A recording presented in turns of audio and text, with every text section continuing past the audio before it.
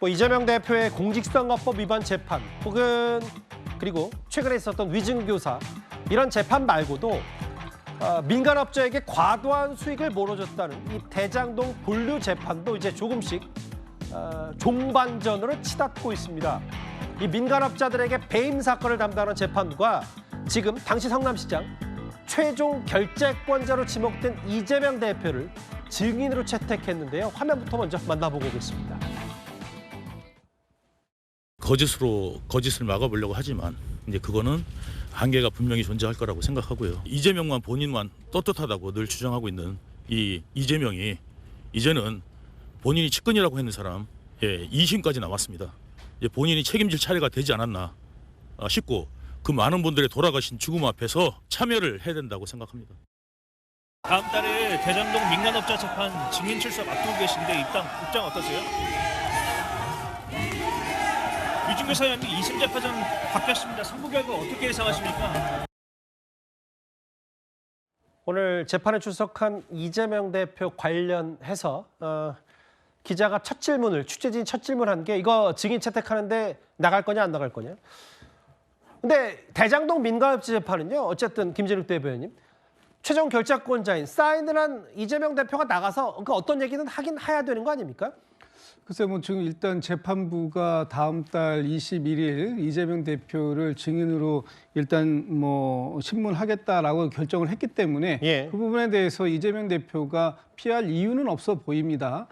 당시에 이재명 대표가 성남시장이었던 것도 사실이고 또 대장동 사업을 이 성남시가 주도적으로 했던 것도 사실이기 때문에 그와 관련된 부분에 대해서 한정해서 묻는다면 이재명 대표가 못할 얘기도 없는 것이죠. 다만 이재명 대표를 의도적으로 이렇게 법정에 세우려고 하는 이런 그 증인 신청은 아니길 바라고요. 그런 상황이라면 굳이 응해야 될까라는 생각이 드는데 어쨌든 지금 이 재판뿐만 아니라 이재명 대표에게도 그 성남시장 시절에 이 대장동 관련된 부분들이 있기 때문에 어떤 사안들에 대해서 명확하게 정리하는 부분은 필요하다고 보이고 이재명 대표가 잘못한 것이 없고 이것이 누구 특정 업자에게 이익을 몰아준 것이 아니라 이재명 대표가 얘기하듯이 이 사업을 통해서 성남시가 비약적으로 발전하고 그리고 이 사업에서 생긴 이익을 성남시로 환원시킨 부분에 대해서 이재명 대표도 꽤 할 얘기는 많을 것이다 이렇게 생각합니다. 그 법원도 3월 21일로 특정했어요. 이현정 의원님. 좀 기억을 되짚어보면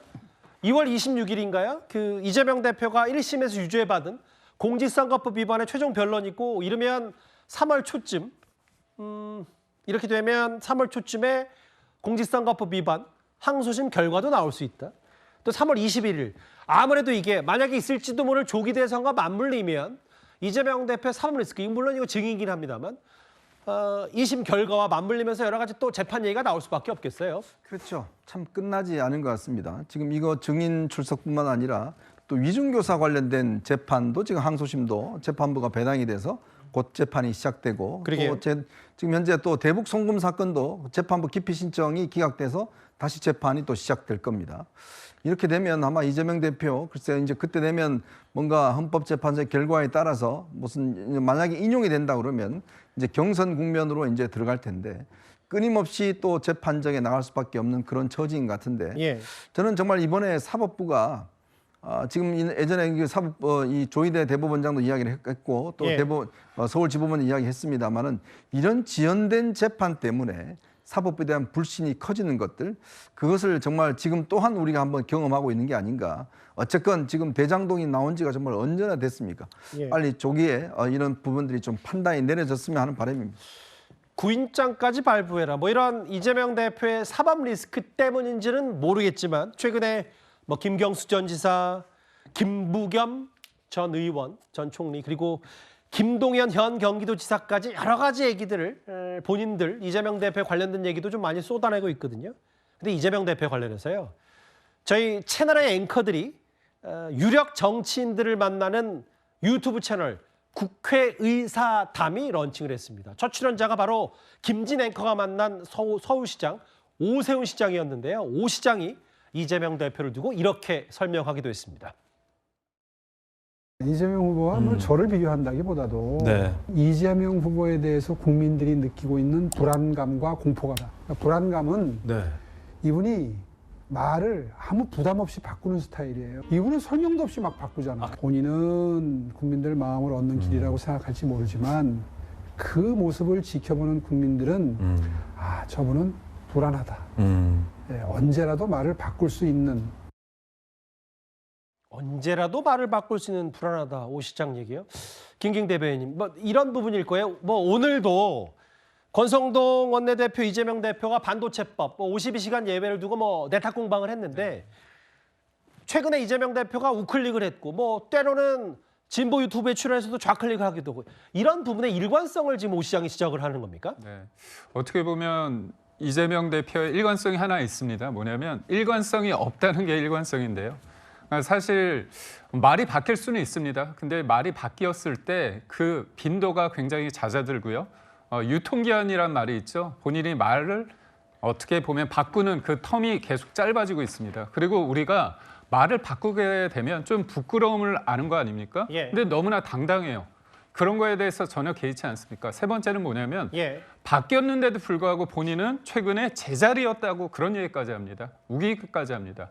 근데 이런 사람에 대해서 국민들이 단순히 불안할까요? 아닙니다. 무섭습니다. 왜냐하면 예측 가능하지 못하기 때문에 어제의 이재명이 오늘의 이재명을 비판한다고 손치더라도 또 내일의 이재명은 또 바뀔 수 있다는 거 아닙니까?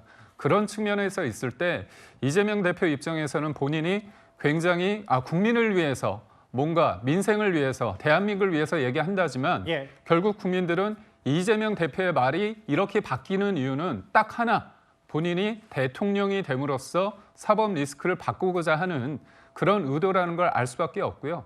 최근에 인터넷상에서 요즘 제명스럽다 이런 표현이 좀 있는데 그게 뭐냐, 말을 자주 바꾼다 하지만 바꾼데도 불구하고 그거에 대해서 부끄러움을 모른다, 그리고 우기기까지 한다, 이런 어떤 좀 재미있다고 표현할까요?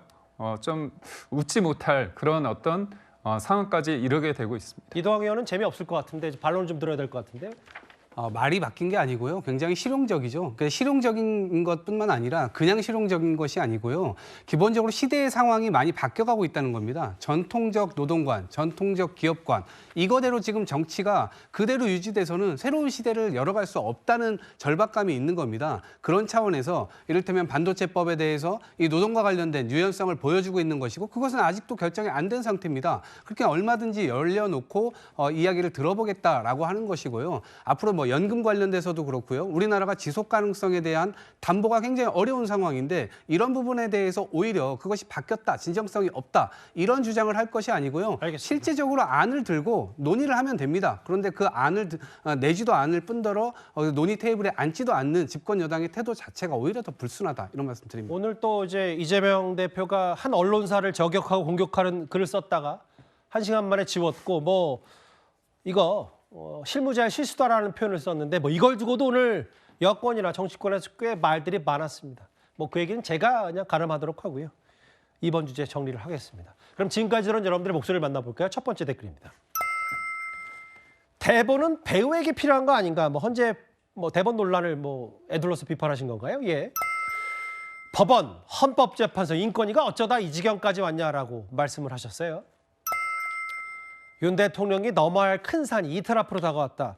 10차 변론길 아마 홍장원 전 1차장의 증인, 다시 증언 때서는 뭐 이런 것들을 염두에 두신 말씀 같죠? 또 보겠습니다.